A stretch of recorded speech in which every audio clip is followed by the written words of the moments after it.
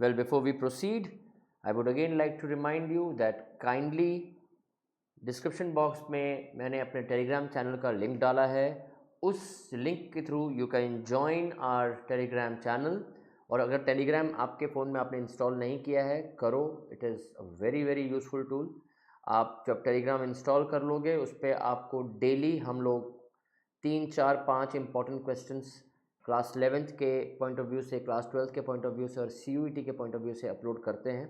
And the most important thing is we can stay connected. Economics से related कोई भी update, कोई भी इंपॉर्टेंट क्वेश्चन, कोई भी इंपॉर्टेंट वीडियो, इंपॉर्टेंट कंसेप्ट उसमें अपडेट होते रहते हैं। सो आपको और कहीं इकोनॉमिक्स से रिलेटेड जाने की ज़रूरत नहीं पड़ेगी, ठीक है। So for that you need to join the Telegram channel. चलिए आगे बढ़ते हैं। प्रीवियस वीडियो में हमने RBI के जो क्रेडिट कंट्रोल टूल्स के बारे में समझा था, क्वालिटेटिव एंड क्वांटिटेटिव। अब हम समझेंगे क्वांटिटेटिव टूल्स के दो important instruments, cash reserve ratio and statutory liquidity ratio. ये दोनों क्वांटिटेटिव टूल्स हैं, ठीक है। क्वांटिटेटिव टू मतलब क्या था? That controls the money supply in the entire economy. सबसे पहले हम कैश रिजर्व रेशियो समझते हैं। कैश रिजर्व रेशियो, ठीक है। अब हर सेंट्रल बैंक, जैसे अपने कंट्री का सेंट्रल बैंक कौन है? RBI। तो हर कमर्शियल बैंक को RBI के पास सर्टेन % ऑफ देयर डिपॉजिट, हम डिपॉजिट को क्या बोलते हैं? NDTL। डिपॉजिट्स को हम कहते हैं net demand and time liability. Net demand and time liability, ठीक है। Net demand and time liability, इसको NDTL क्यों कहते हैं डिपॉजिट्स को? ये एक बहुत इंपॉर्टेंट कंसेप्ट है, इसको ध्यान से सुनना। We all know that bank में जो पैसे जमा होते हैं, जो पब्लिक का डिपॉजिट बैंक में होता है, वो बैंक का लायबिलिटी होता है, ठीक है। What ever people deposit in the bank, in the commercial bank, इस कमर्शियल बैंक्स लायबिलिटी। क्यों? क्योंकि वो डिपॉजिट बैंक का नहीं है। बैंक वो डिपॉजिट वापस करेगी जिन्होंने पैसे डिपॉजिट किए हैं विथ इंटरेस्ट। तो जो हमारा नहीं होता उसको हम अपना लायबिलिटी कहते हैं। तो जो कमर्शियल बैंक है उसके पास जितने पैसे जमा होते हैं वो कमर्शियल बैंक का लायबिलिटी है। तो डिपॉजिट को हम बैंक्स लायबिलिटी भी कहते हैं, ठीक है। अब डिपॉजिट्स कितने टाइप के होते हैं? डिपॉजिट्स होते हैं दो टाइप के। एक होते हैं डिमांड डिपॉजिट। डिमांड डिपॉजिट वो डिपॉजिट है जो हम कभी भी बैंक से पैसा विड्रॉ कर सकते हैं। We can withdraw money on demand. इसमें कौन सा आता है? इसमें मेजरली करंट अकाउंट का पैसा एंड सेविंग्स अकाउंट का पैसा आता है। सो डिमांड डिपॉजिट में ये दोनों हो गए। हम डिमांड डिपॉजिट को और क्या बोल सकते हैं? डिमांड डिपॉजिट को हम बोल सकते हैं, जस्ट अ मोमेंट,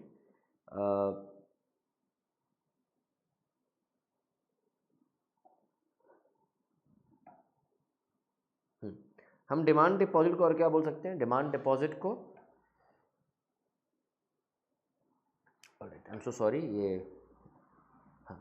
तो डिमांड डिपॉजिट में करंट अकाउंट होते हैं और सेविंग्स अकाउंट होते हैं। हम डिमांड डिपॉजिट से कभी भी पैसा विड्रॉ कर सकते हैं, इसीलिए हम इसको डिमांड डिपॉजिट कहते हैं। हम डिमांड डिपॉजिट को और क्या कह सकते हैं? हम डिमांड डिपॉजिट को कह सकते हैं demand liability, because deposits are bank's liability.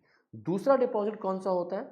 वो होता है टाइम डिपॉजिट, जिसमें हम फिक्स डिपॉजिट होता है जिसमें, एंड रिकरिंग डिपॉजिट होता है। ये फिक्स टाइम के लिए होता है, ठीक है। ये पैसा हम कभी भी विड्रॉ नहीं कर सकते बैंक से, ठीक है, इसलिए इसको टाइम डिपॉजिट कहते हैं। ये तभी विड्रॉ कर सकते हैं जब डिपॉजिट का मैच्योरिटी, जो टाइम है वो मैच्योर हो जाए। मतलब सपोज करो कि आपने अगर फिक्स डिपॉजिट 2 साल के लिए कराया, तो 2 साल ख़त्म होने के बाद ही ये पैसा आप विड्रॉ कर सकते हैं। तो इसको इसीलिए हम टाइम डिपॉजिट कहते हैं। ये डिमांड डिपॉजिट के कैटेगरी में नहीं आता है। डिमांड डिपॉजिट के कैटेगरी में कौन से डिपॉजिट आते हैं? जो हम बैंक से कभी भी विड्रॉ कर सकते हैं। तो इसको हम टाइम लायबिलिटी भी कह सकते हैं। इसको टाइम डिपॉजिट को हम टाइम लायबिलिटी भी कह सकते हैं। तो बैंक के दो डिपॉजिट जो हैं main, demand deposit and time deposit को हम डिमांड एंड टाइम लायबिलिटी कह सकते हैं। नेट यहाँ इसलिए यूज़ किया गया है बिकॉज हर दिन एवरी डे बैंक में बहुत सारे पैसे जमा होते हैं और बहुत सारे पैसे विड्रॉ भी होते हैं, राइट। तो हम जब दिन भर में डिपॉजिट्स को विड्रॉल से एडजस्ट करते हैं तो पता चलता है नेट कितना पैसा जमा हुआ है। तो सपोज करो कि डिपॉजिट 1 करोड़ का है और विड्रॉल 50 लाख का है, तो नेट डिपॉजिट कितने का हुआ? 50 लाख रुपए का, राइट। तो नेट इसीलिए कहते हैं क्योंकि डिपॉजिट और विड्रॉल को एडजस्ट करने के बाद जो फिगर आती है उसको हम कहते हैं net deposits of the bank और net liabilities of the bank. तो नेट लायबिलिटी, डिपॉजिट्स, लायबिलिटीज कितने टाइप के? 2, डिमांड एंड टाइम। सो इसलिए हम इसको क्या, डिपॉजिट्स के, बैंक के डिपॉजिट को क्या कहते हैं? Net demand and time liability, NDTL। I hope this NDTL concept is clear to you all. अब हम समझते हैं कि ये काम कैसे करता है। जो कैश रिजर्व रेशियो है, हर कमर्शियल बैंक, उनके पास जितने पैसे डिपॉजिट आते हैं, ठीक है, उसका सर्टेन परसेंट कमर्शियल बैंक को RBI के पास रखना होता है। That is called cash reserve ratio. So every commercial bank has to keep certain percent of their NDTL. I won't use the term deposit, I'll use the term NDTL, which is correct, technically correct. So every commercial bank has to keep certain percent of their NDTL with RBI, known as cash reserve ratio. RBI set करता है, ये decide कौन करेगा? ये RBI ही decide करेगा कि पैसा कितना जमा करना है। मतलब RBI ही डिसाइड करेगा कि कैश रिजर्व रेशियो कितना होगा। How much will the cash reserve ratio be? तो अगर RBI ने डिसाइड कर लिया कि कैश रिजर्व रेशियो 5% है, तो ये this is applicable in the case of all the banks. ये सारे बैंक्स के केस में एप्लीकेबल है और कोई भी बैंक ऐसा नहीं कह सकता कि मैं 5% नहीं करूंगा, मेरे से 4% ले लो, मेरा अभी बिजनेस सही नहीं चल रहा है या whatever. Every bank will have to keep this 5% of their NDTL with RBI, ठीक है। अब ये काम कैसे करता है? सपोज करो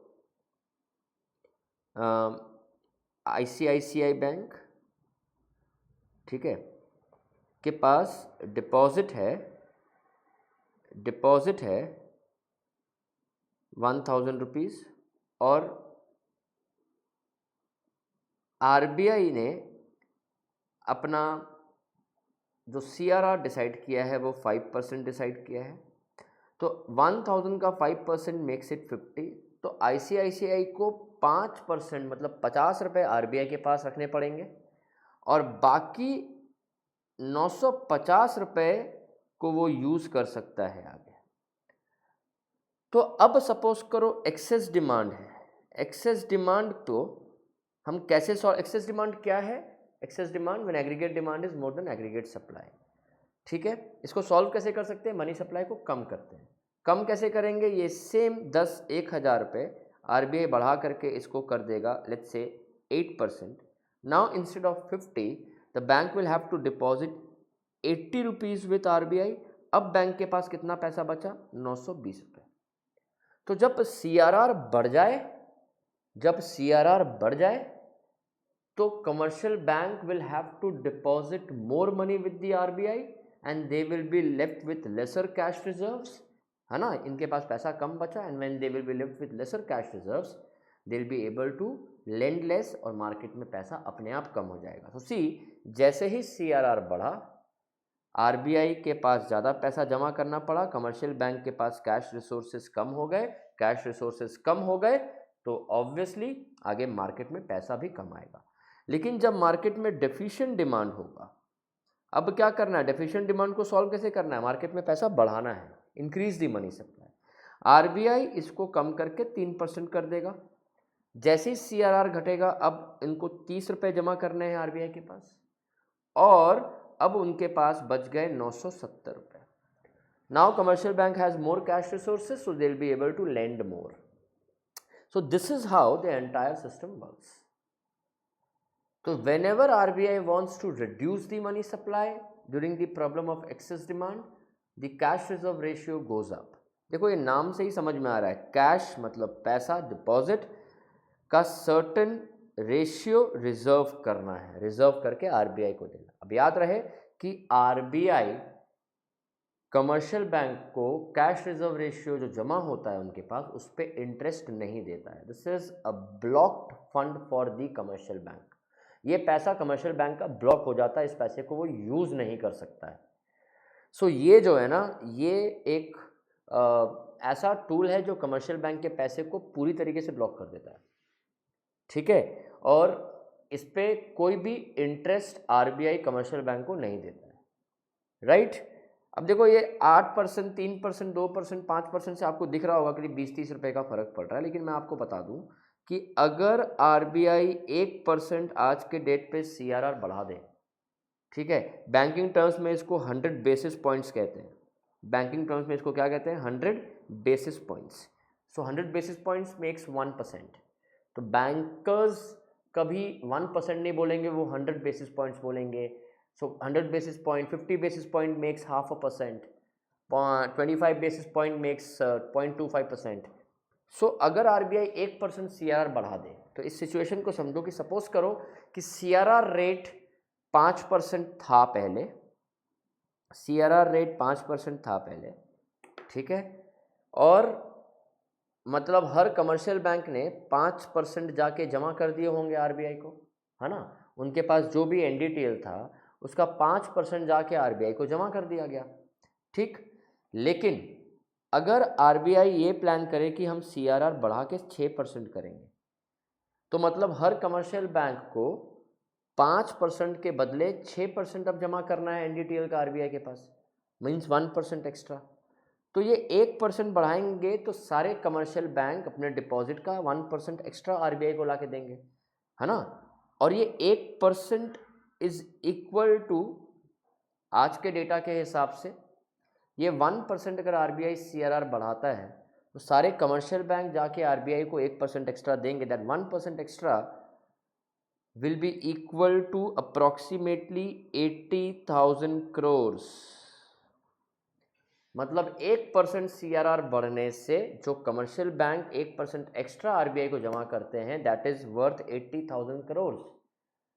मतलब ये 80,000 करोड़ आरबीआई ने 1% सीआरआर बढ़ा करके मार्केट से हटा लिया। अदरवाइज ये 80,000 करोड़ कमर्शियल बैंक मार्केट में एज ए लोन पास करते हैं, तो मार्केट से 80,000 करोड़ रुपया साफ हो गया। 1% सीआरआर, ठीक है।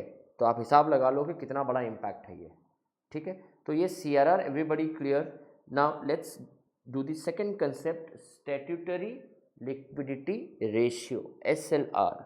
ये सीआरआर से मिलता जुलता है।